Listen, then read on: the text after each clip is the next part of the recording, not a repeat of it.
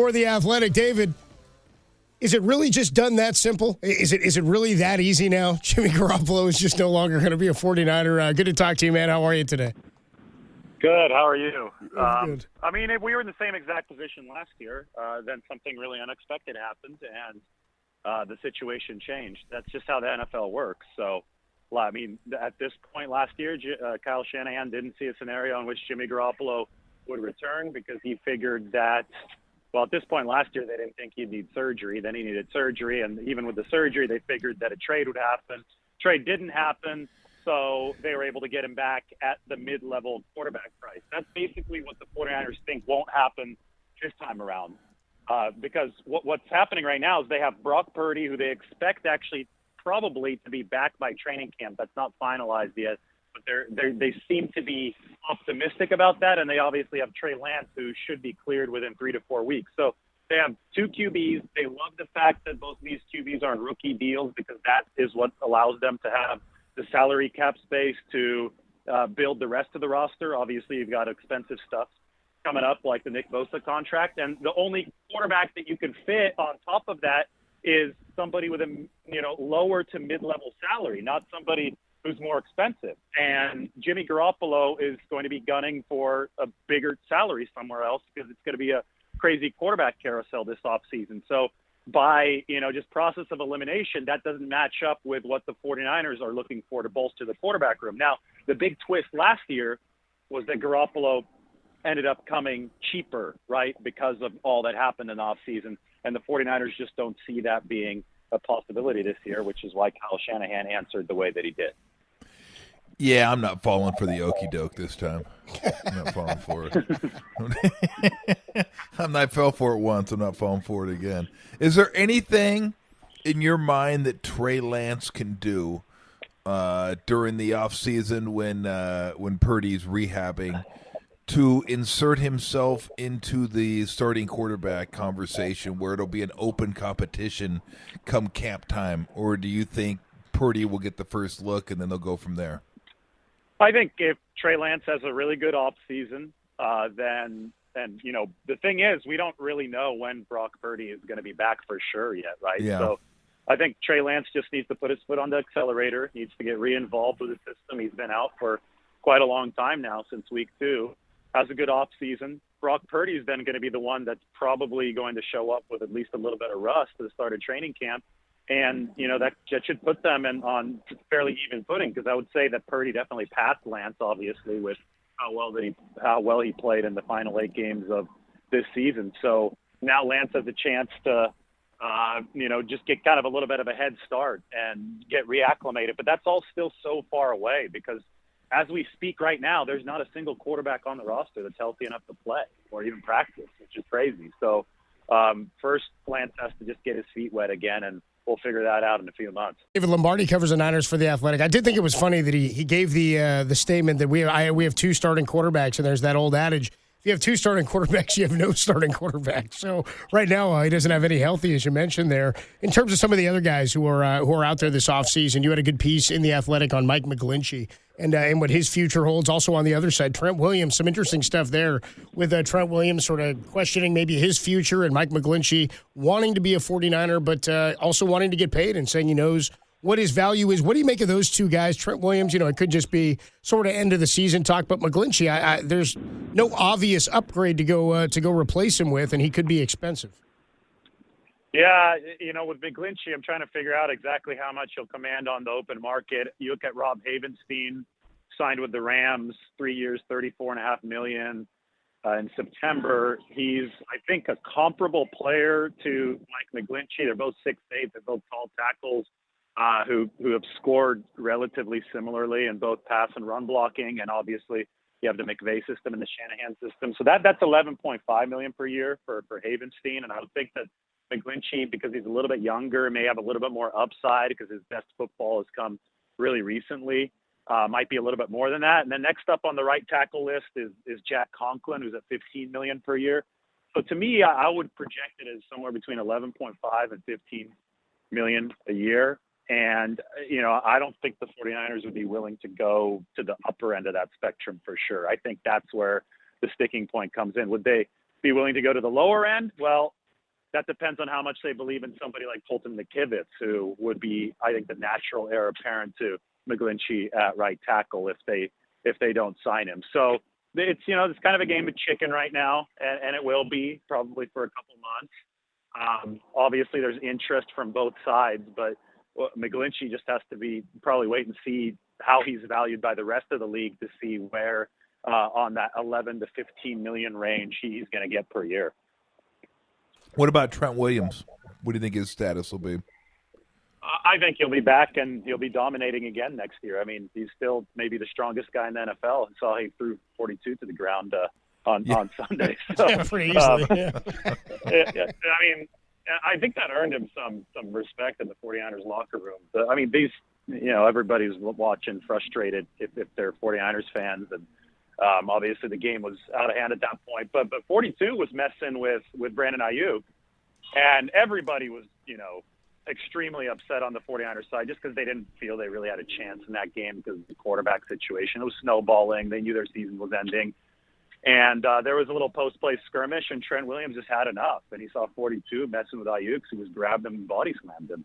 And, a few guys watching the video of it in the locker room after, and they're like, holy crap, that guy is strong. He's the Hulk. That's an NFL player. That's an NFL player that he just grabbed and threw to the ground like a rag doll. Like, it was crazy. It was wild, man. It was a frustrating part of the game for sure. And it just seemed, the Drake Greenlaw throwing the punches, trying to get the ball out. I mean, it was a funny looking video, but you're like, man, this thing is snowballing. Then you got McCaffrey throwing the ball out into no man's land. Nobody was near. It was just a headache. You guys talked about it today, and Kyle Shanahan hit on this, and we haven't spent much time discussing it. The third quarterback rule that I didn't realize had been taken away. I just thought teams weren't implementing it or using it as much because of the roster expansion. But prior to 2011, for a period of time, teams were allowed to dress a quarterback that did not count against their 45-man day active roster, game day active roster. And then they added the 46-man in 2011 to the active roster, and they eliminated that quarterback rule. But you guys asked Kyle and John about it today. They said they would be in favor of having that back because of the scenario that we saw in the NFC Championship. Yeah, I mean, I think any reasonable football fan would be in favor of having that back. I can't imagine the NFL league office was happy that its marquee championship game wasn't a contest at all. I mean, we've never. I don't think it's unprecedented in the modern age to see a team unable to throw a forward pass, right? I mean, Brock Purdy tossed twice with a torn UCL, and it was maybe a 3 or 4 air yard screen pass, right? So it was brutal to watch. It wasn't truly competitive, and it's not good for the 49ers, obviously, but it's also not good for the league product. Especially now, they absolutely should be doing what they are with the concussion protocol and going and checking on guys that may have a concussion.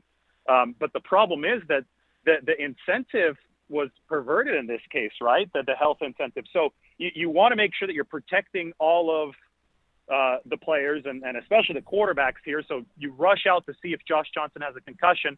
Okay, Josh Johnson has a concussion. He can't play. That's all good. That's how the protocol should work. But shouldn't you also have some mechanism in place to prevent a player with a torn UCL from re-entering the NFC Championship game? And that's exactly what happened, right? So, but the fact there only 2 quarterbacks were active, and the fact that the NFL rules encourage this for the 49ers actually put Brock Purdy at danger. And if they're going to talk about player safety, then they should have, especially if they're going to be eliminating guys, for other reasons, care about player safety across the board and have a higher amount of players available so that teams aren't incentivized to toss in players with torn ligaments back into the game. Talking to David Lombardi of The Athletic. Nice enough to join us. Where do the 49ers go with Mosley? Do you think because of the injury that there's a chance he could be back? Do you think other teams will I don't know when I don't even know when he's going to be ready to play, but what do you think the chances of him being back are?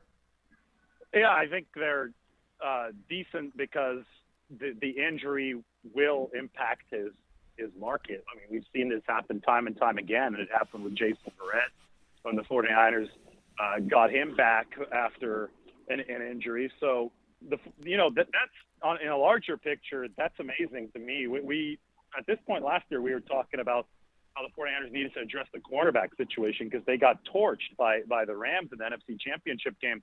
Their cornerback 1 and 2, Charvarius Ward and Diamond Lenore, gave up a combined total of 2 catches for 16 yards against A.J. Brown and Devontae Smith. The Smith catch / non-catch, non-challenge, that was against Jimmy Ward. So that was – the 49ers are leaving the season feeling great about Ward and Lenore, Charvarius Ward and Lenore.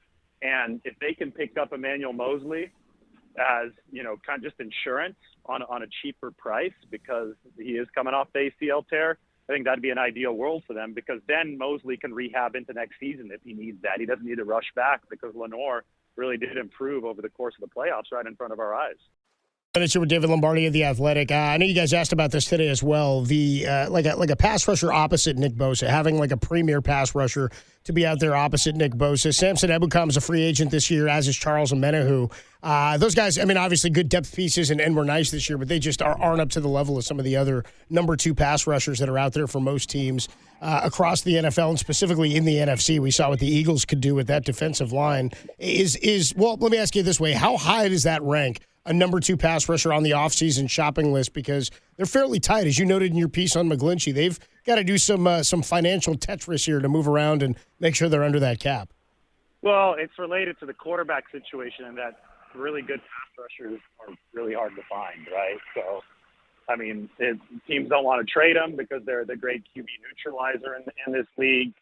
And if there is a guy on the free agent market, he's going to cost a whole lot of money. So, it is high on the priority list, but is it possible to cross off the priority list?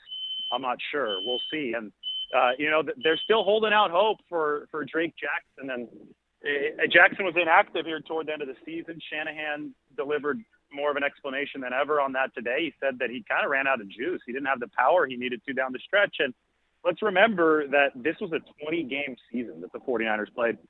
Previously in college, Drake Jackson had played only a max of 11 games in the season. So you could see how these rookies wear down toward the end. And I don't think it's, smart to immediately count out a guy after a rookie season, especially at a position that requires man strength and endurance like defensive line. So, one thing that the 49ers are talking about is let's see how Drake Jackson comes back next season. Let's see if he develops some of that second-year strength. Let's see if he makes a jump like Aaron Banks did from year 1 to year 2. And, he's a player with the measurables that the 49ers love for that spot opposite Nick Bosa. So the solution might still be in-house. I don't think that can be ruled out. And I don't think, obviously, the 49ers with Omenihu, Samson Ebukam, Jordan Willis all hitting free agency, you could be sure they're going to try to find somebody else to work with Chris Kacerek to kind of bolster that rotation because, it's hard to find a premier edge rushing piece. You have to make do sometimes with what's there. And when you have Nick Bosa on the other side, he can help guys look a lot better too. You mentioned the catch, non-catch by Devontae Smith. What were your thoughts on that? Because I think Copes had the best idea where you just, if you don't know for sure, just call a timeout. Call a timeout. Yep. Absolutely. There you go. I was even saying in the press box, timeout. You don't know what's going on, but you do know that Devontae Smith looked guilty as heck. As soon as he caught that ball, he's yelling at everybody, let's run the play. If the receiver himself is saying that, those guys have a lot of pride. Those guys don't want to admit it's not a catch, but he knew it was at stake. I think that Kyle Shanahan got tricked by the video board. The hometown video board operator. They showed it again. But he's not going to show the angle that shows it hitting the ground. And so he showed the angle that looked like a catch. Philadelphia's hurrying up, so there's only time for one angle. So 2 things happen. Shanahan's looking at the board and he sees, that looks like a catch. But 2, because there's limited time and he's looking up at the board, he doesn't see how guilty Devontae Smith looked. Mm-hmm. And that was the key to the play. That's why you should at least call timeout, right? And Shanahan said that he was going to throw a what the heck challenge flag, which obviously in retrospect he wished he would have done, but that looking at the board dissuaded him from doing that. So to me, first half timeouts aren't that valuable. Let's stop pretending that first half timeouts are the end all be all. Second half timeouts, I get it. You need those to save the game sometimes at the end. you never need a first half timeout to save the game. Well, I guess in this case, you should have used one to save the game, but that proved the point, right? I think that for a high leverage situation like that, man, if the 49ers get the ball back near midfield, because that was fourth down, and it's no score, are we sure that Hassan Reddick is pinning his ears back and not even paying attention to the play action fake on the play that Brock Purdy got hurt on? I think Reddick did that because they're up 7-0 and they're going for a kill shot. I'm not so sure that they're rushing with such reckless abandon if that's no score and the 49ers are kind of in control of the flow. I guess we'll never know, David. I guess we'll never know. It's crazy. It's crazy because in these games, you know, the hinge points are often just one play early on. And both of these football teams, obviously great rushing the passer, Philly even better than the 49ers, they like to play with a lead. And all the guys that I talked to like 3 or 4 guys, they were shocked at how aggressive Philadelphia was on that play. They didn't bite the run fake at all. They just pinned their ears back, and Reddick went straight for Purdy, right around Croft. But normally there's some hesitation from the edge rusher, especially out of your base package, because the 49ers run a lot, right? There's some hesitation, but Philly just said, nope, screw it. We're going to go right for Purdy. We're going to try to land a knockout punch, and they did. Yeah, it worked out. I mean, that's what we said was going to be the difference in the game was how quickly could they get to Purdy, and happened early, and he was 4 for 4, and then he goes down, and Niners never really had a shot after that. David, we appreciate the coverage all season long and taking the time to come on with us. We'll catch up with you soon, man. Thanks so much. All right, thanks, guys.